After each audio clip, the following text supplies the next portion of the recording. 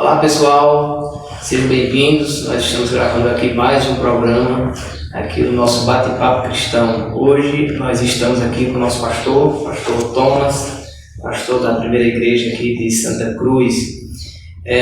Hoje nós vamos tratar de um tema especial. Esses dias de quarentena, muitas pessoas têm despertado para o culto doméstico. Mas aí a gente pode fazer a seguinte pergunta: e onde ficam as crianças no culto doméstico?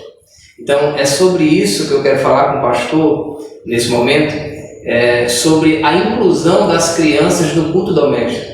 E aí, pastor, eu queria a sua ajuda para a gente tratar desse tema. Queria fazer algumas perguntas e queria lhe ouvir. Como deve ser a participação das crianças no culto doméstico? Veja, a gente, como você falou, tem se mobilizado para o culto em casa pela necessidade da pandemia. Mais do que nunca a gente tem praticado o culto doméstico, né? Isso tem servido para despertar essa disciplina espiritual que deve existir nas nossas casas. Mas muitas vezes nós não nos preocupamos com as crianças, né?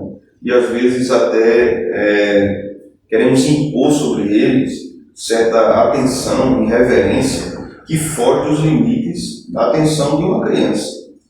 Então, envolver a criança no culto doméstico é extremamente importante e seguir passos para que ela desenvolva o prazer no culto também é importante. Não apenas a questão relacionada a um julgo de obrigatoriedade, que a criança tem que fazer aquilo ali, né?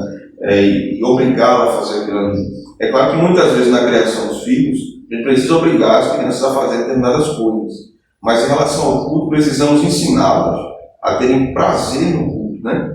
Então, existem vários caminhos que isso podem nos ajudar a incluí-las. Às vezes, nós somos insensíveis quanto à presença delas ali. Por exemplo, você está, sei lá, um exemplo bem exagerado. Está fazendo um culto doméstico, você vai ler o Salmo 119 todo, o seu filho tem 3 anos de idade, ele não vai atender aquela leitura tão longa, né? Ou você ficar irritado porque o seu filho, na hora da oração, saiu correndo, né? E você dizer que ele está sendo irreverente e tal, né? Será que a gente tem que requerer isso de crianças tão pequenas e ficar tão estressado com elas, né?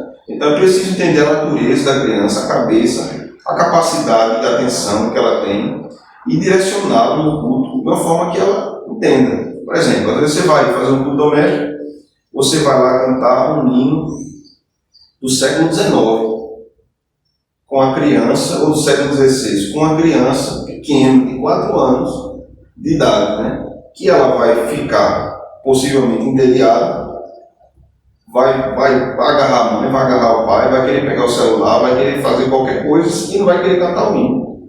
Então, é realmente eficaz?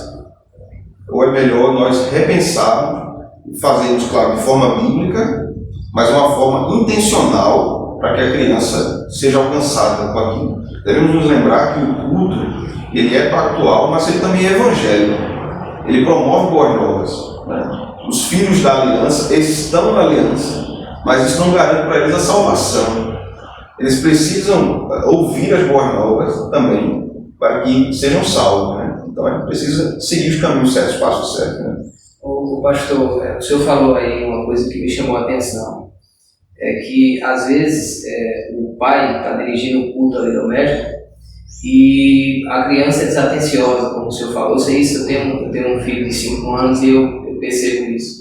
E às vezes aquele pai pode ficar incomodado, né, com a falta de reverência, mas nós precisamos considerar que é uma criança, né? Ela não vai ter o mesmo nível de atenção que um adulto, né? E às vezes o pai fica gritando, sei lá, querendo que ela tenha o mesmo comportamento de um adulto, e ela não vai ter, precisa ter essa paciência. Você, como pai, deve ter tido uma experiência interessante, que geralmente todo pai não tem.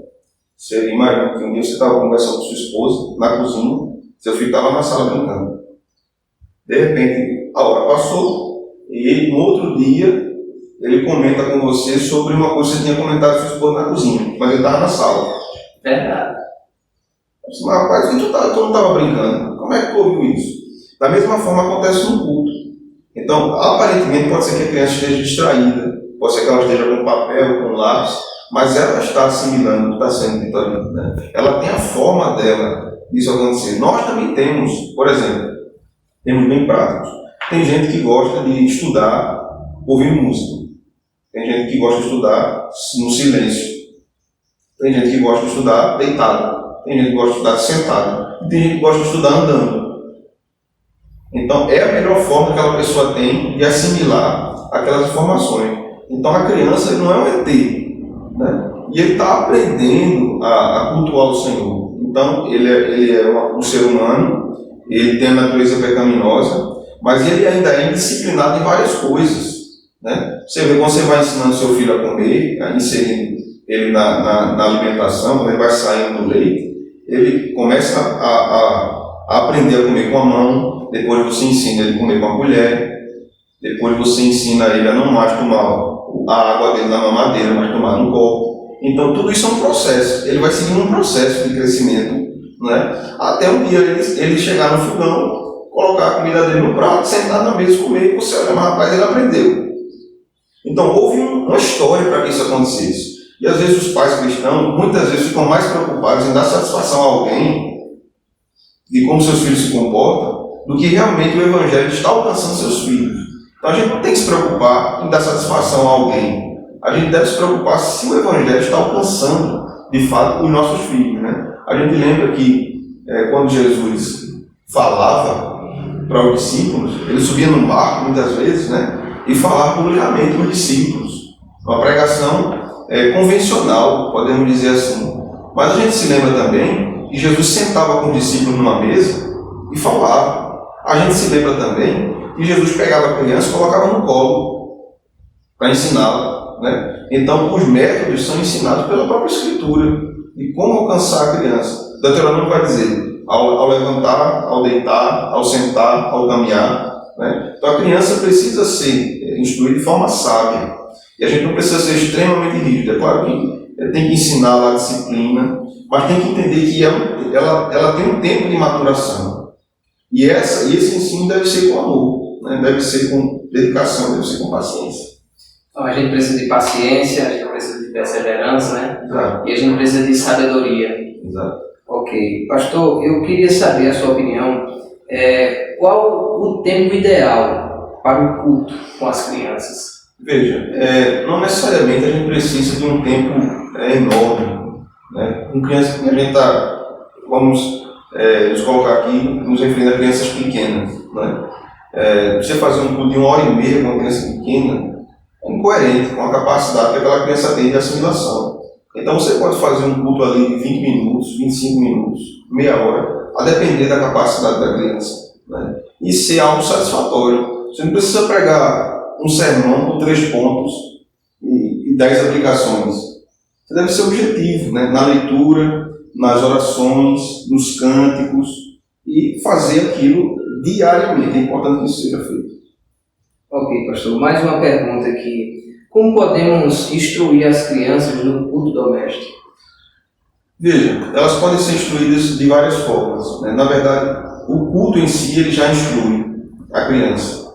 Mas a criança, por exemplo, pode ser instruída através da leitura da Escritura, e aqui vai uma recomendação, que a leitura deve ser breve, deve ser pequena, deve ser objetiva, né?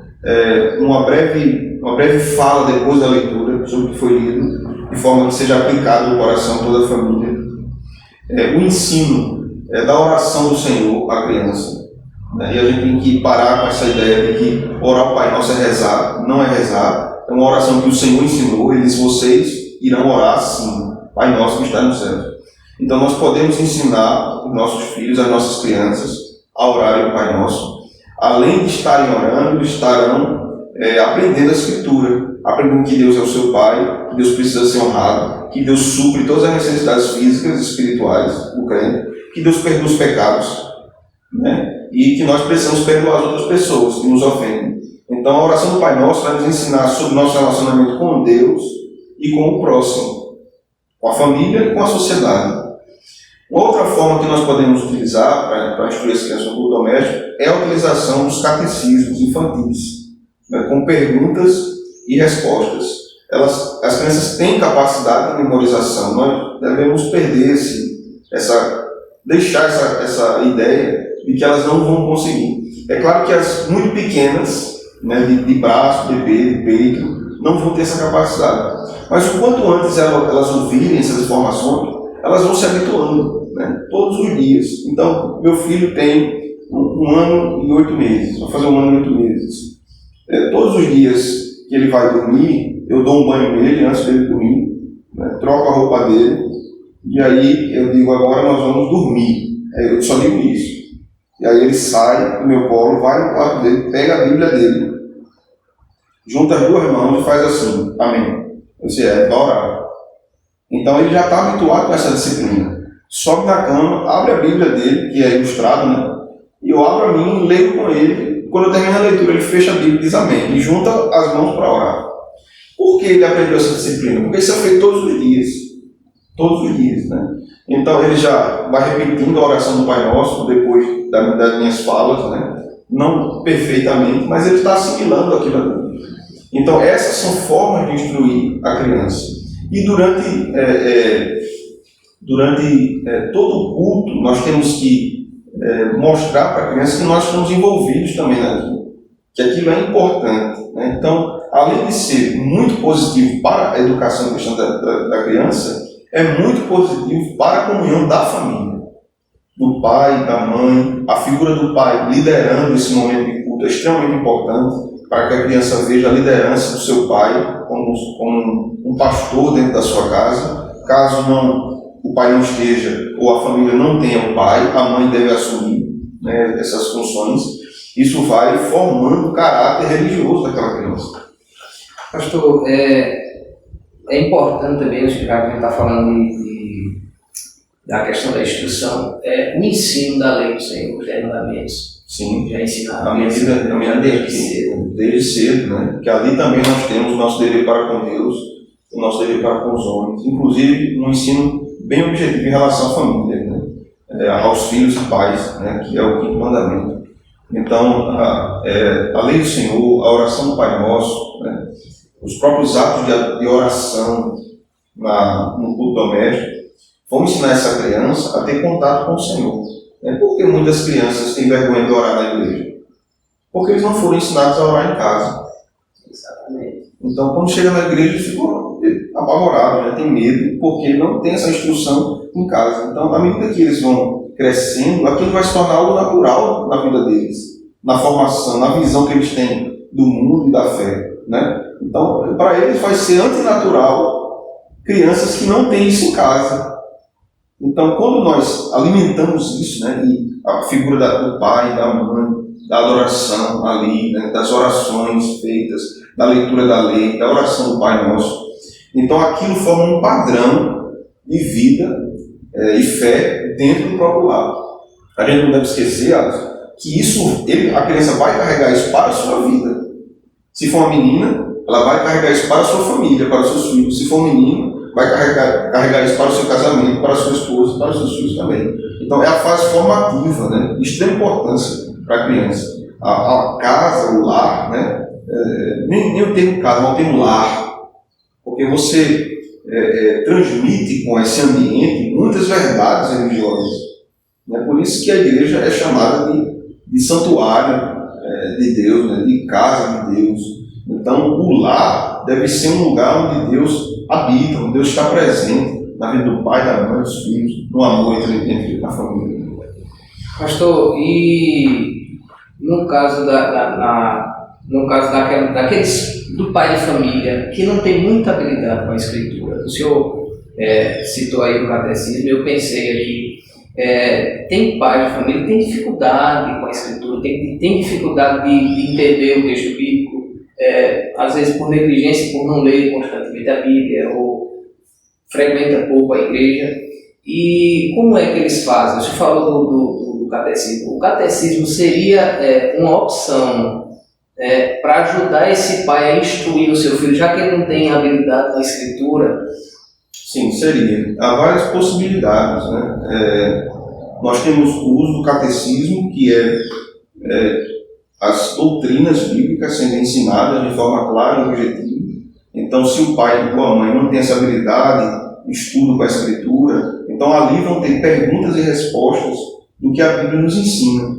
Então o pai e a mãe vão estar aprendendo a Escritura e os filhos também, com base na progressão das perguntas do catecismo. No caso do catecismo, além de servir para as crianças, serve para o pai também, né? Caso não tenha habilidade de falar, a leitura do catecismo e a memorização dos pais e dos filhos é o ideal. Isso aconteceu em vários períodos da Reforma, né? E pessoas que não tinham como ouvir a pregação, então os catecismos, né, eram extremamente utilizados dentro das casas e nas próprias igrejas, para que o povo entendesse a doutrina dele.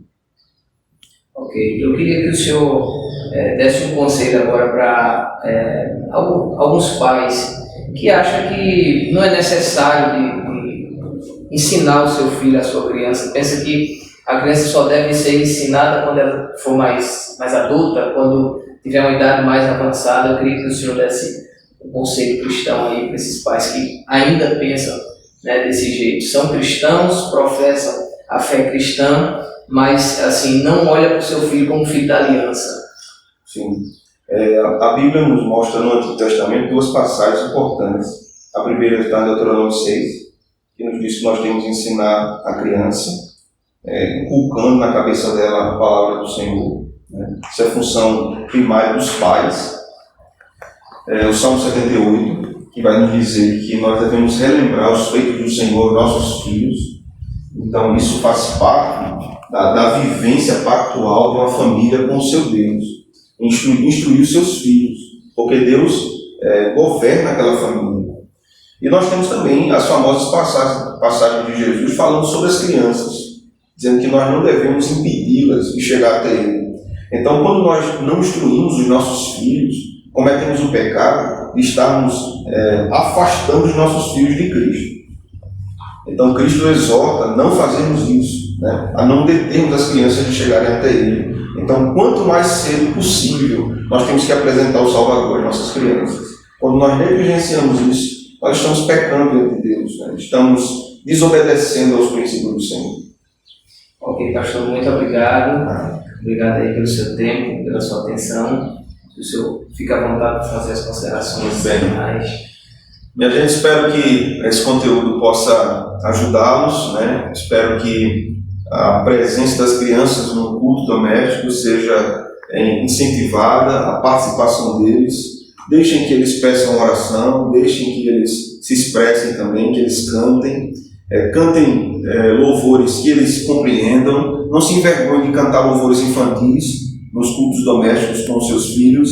É a melhor forma de instruí-los a cantar ao Senhor, né? É uma forma educativa e pedagógica. Que o Senhor então use esse material e que o Senhor use vocês na casa de vocês, no lar de vocês, para adorar a Ele e ensinar os seus filhos a adorar também. Que Deus abençoe, irmãos. Nós ficamos por aqui. Até o próximo vídeo. Deus abençoe a sua vida.